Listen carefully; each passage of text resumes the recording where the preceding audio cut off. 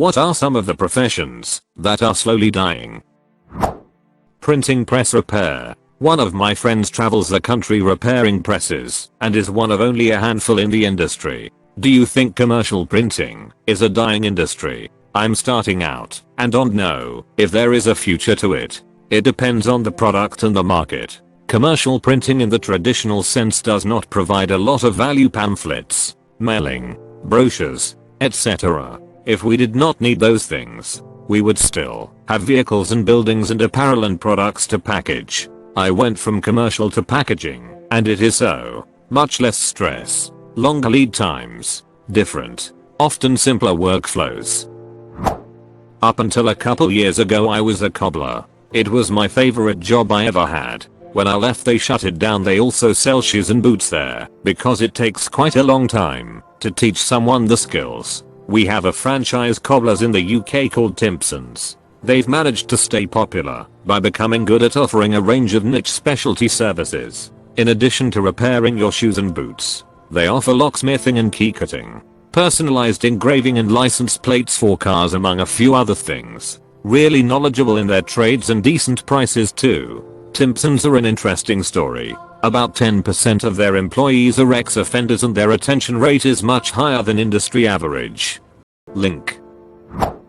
Photo lab technician. I've worked in a few different photo labs, and with the move to digital there really isn't a need for people who work with film. Edit: I should have clarified I was talking about wet labs specifically. I personally haven't seen any new places pop up for developing film, and I've lived in big and small cities over the years. I definitely agree with the people saying it's a niche market. I can't see it ever being as popular as it once was, and I definitely do see it completely dying out as technology continues to advance at such a fast rate. That being said, I do hope I'm wrong. Working in a lab to this day is the best and most rewarding job I've had. I used to develop film at a 1-hour photo. The reason they are pretty much gone is when not enough film is run through the machine they start to grow crystals on the rollers, which scratches the film. We got rid of our machine shortly after it scratched a roll of wedding pictures. Was too much work to keep reliable.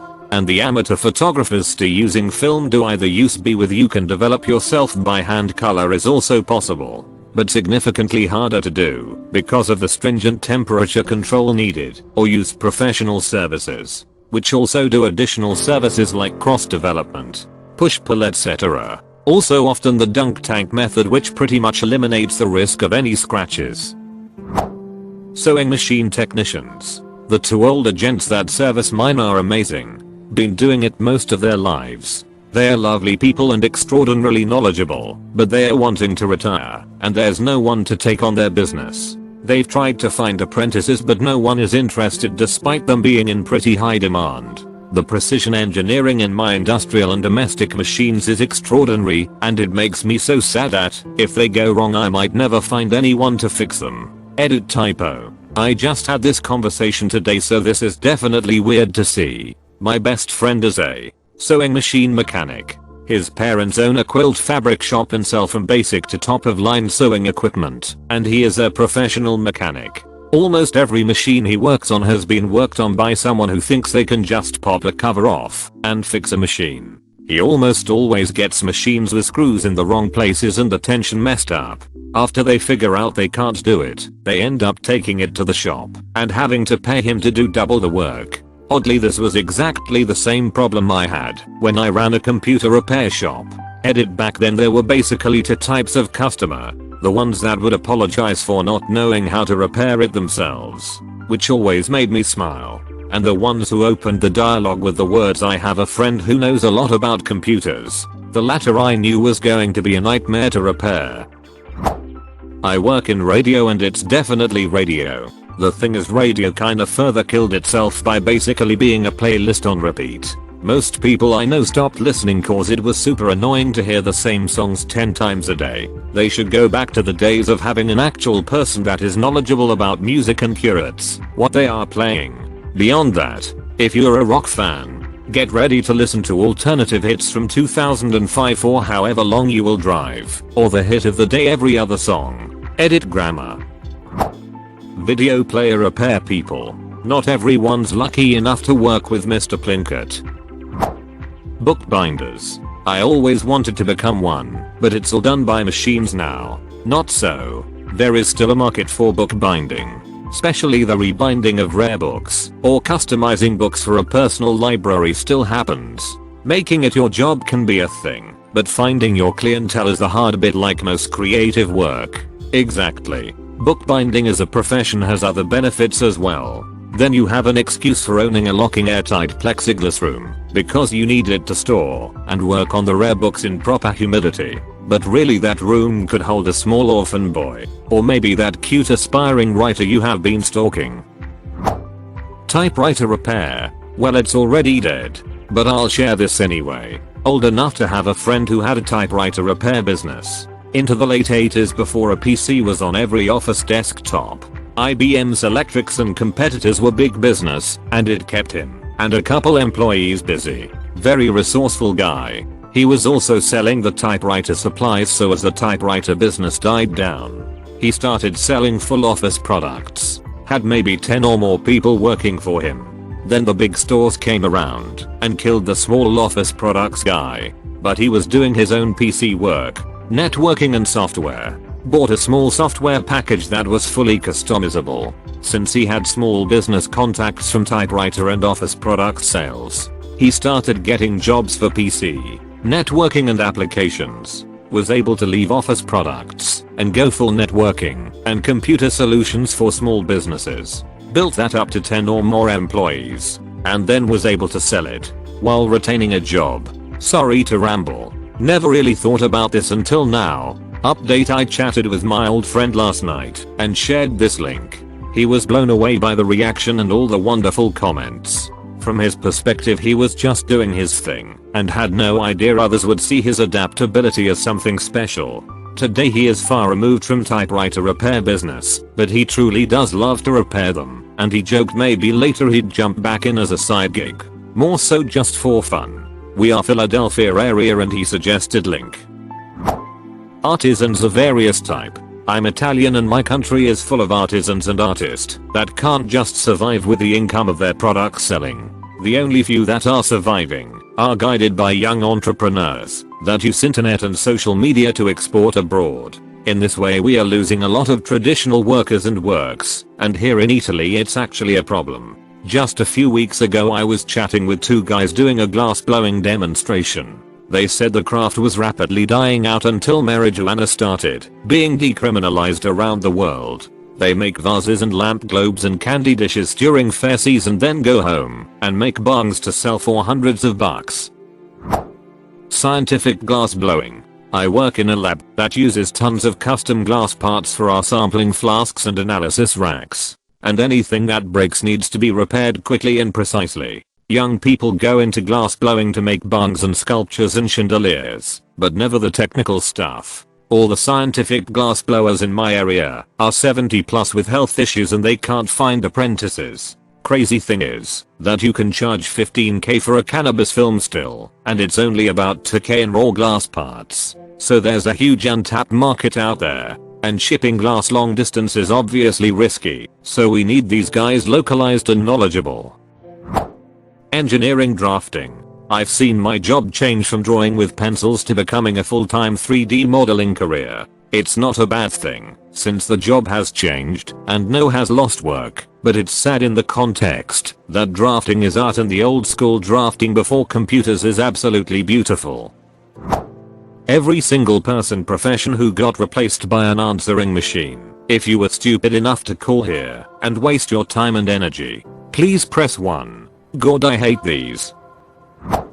Journalist. That's not a sarcastic, edgy comment. They are legitimately being replaced by content creators. The advertisements don't even read journalist or reporter 60% of the time. The distinction is important too, because the job of a journalist is to report the truth, whereas a content creator simply matches a brief suited to the publication's biases, alignments and interests.